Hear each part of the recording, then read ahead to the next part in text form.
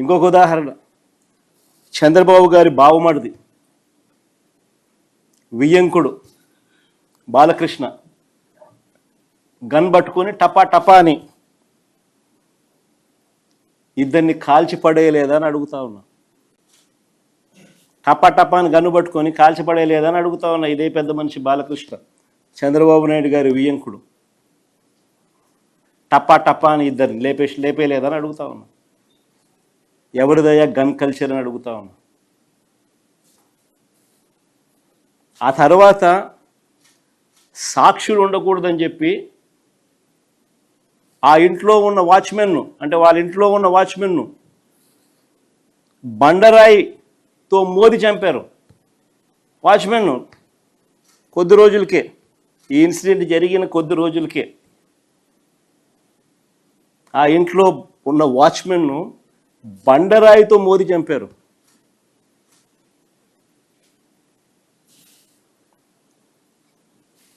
ఇంకొక ఇన్సిడెంట్, పాపం ఎన్టీఆర్ గారి అబ్బాయి హరికృష్ణ గారు యాక్సిడెంట్లో ఆయన చనిపోతే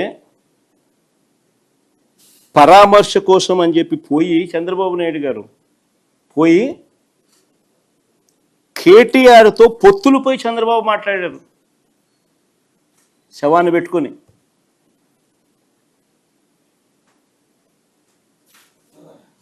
మరి ఎవరిదయ్యా శవరాజకీయాలని అడుగుతా ఉన్నా.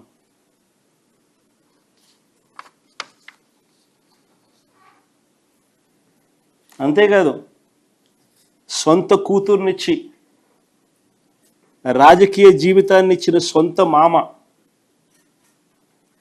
తండ్రితో సమానమైన ఎన్టీఆర్ గారిని వెన్నుపోటు పొడిచి సీఎం కుర్చీని, ఆయన పార్టీని, ఆయన గుర్తును లాక్కుని ఆయన చనిపోయేట్టుగా చేసింది ఎవరయ్యా చంద్రబాబు అని అడుగుతా ఉన్నా. ఎవరివయ్యా కుట్ర రాజకీయాలు అని అడుగుతా ఉన్నా.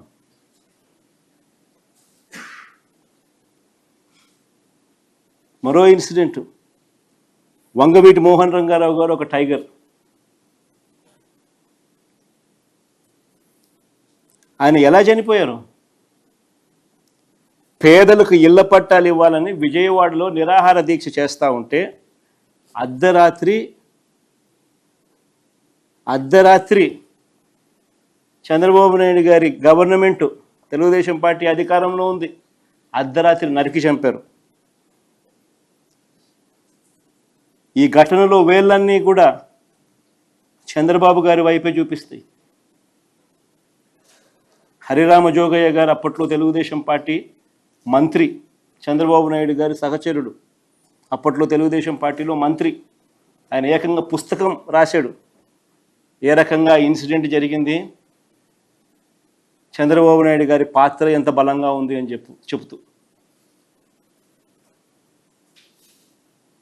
ఆ వంగవీటి మోహన్ రంగారావు గారి హత్య కేసులో ఒక ప్రధాన నిందితుడు వెలగపూడి రామకృష్ణబాబు ఇప్పుడు తెలుగుదేశం పార్టీ ఎమ్మెల్యే. ఇప్పటికీ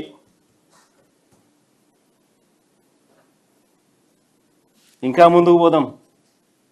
హత్య రాజకీయాలు ఎవరియో, కుట్ర రాజకీయాలు ఎవరియో, శవ రాజకీయాలు ఎవరియో, ఇవన్నీ కూడా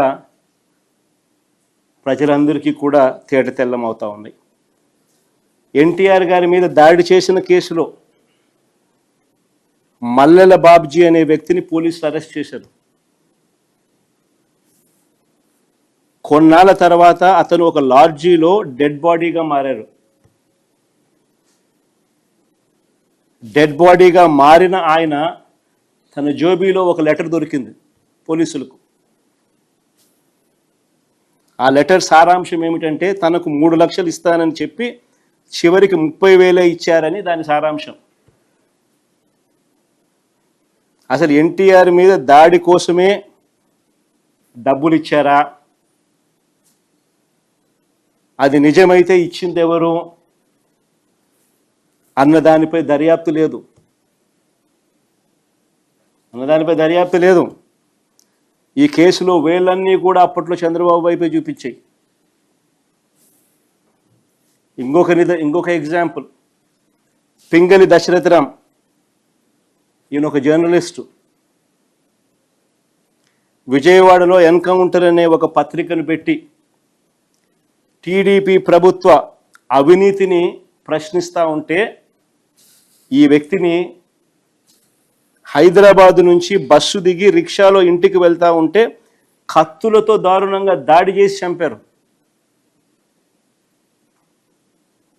ఈ ఘటనలో వేళ్ళన్నీ కూడా అప్పట్లో చంద్రబాబు నాయుడు గారి వైపే చూపించాయి.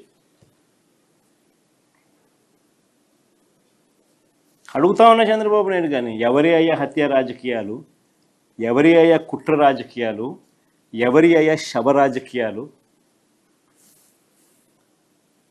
ఇదే పెద్ద మనిషి చంద్రబాబు నాయుడు గారు గురించి మాట్లాడుతూ ఆయన తోడల్లుడు దగ్గుపాటి వెంకటేశ్వరరావు గారు ఏకంగా పుస్తకం రాశాడు. అనేక టీవీలలో ఆయన ఇంటర్వ్యూలు కూడా ఇచ్చాడు. ఆయన అన్న మాటలు ఆయన పుస్తకంలో రాసినటివి. ధర్నాలు ఆందోళనల సమయంలో బస్సులు తగలబెట్టాలంటూ చంద్రబాబు పార్టీ క్యాడర్కు చెప్పేవాడని.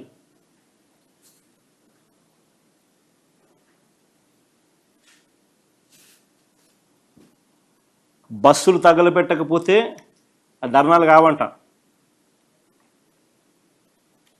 నేను కాదనింది ఈ మాటలు. స్వయంగా ఆయన తోడల్లుడు దగ్గుబాటి వెంకటేశ్వరరావు గారు అనేక టీవీ ఇంటర్వ్యూలలో ఆయన రాసిన పుస్తకంలో చంద్రబాబు నాయుడు గారి కుట్రలు, రాక్షస రాజకీయం గురించి వివరించిన మాటలు ఇవి. హరిరామ్ జోగయ్య గారి గురించి కూడా నేను ఇంతకు ముందే చెప్పా. ఆయన కూడా చంద్రబాబు నాయుడు గారితో సహచరుడు, మంత్రి. ఏ రకంగా చంద్రబాబు నాయుడు గారు కుట్రలు చేస్తారు, రాక్షస రాజకీయాలు చేస్తారు అన్నది ఆయన కూడా సువివరంగా కూడా వివరించినాడు.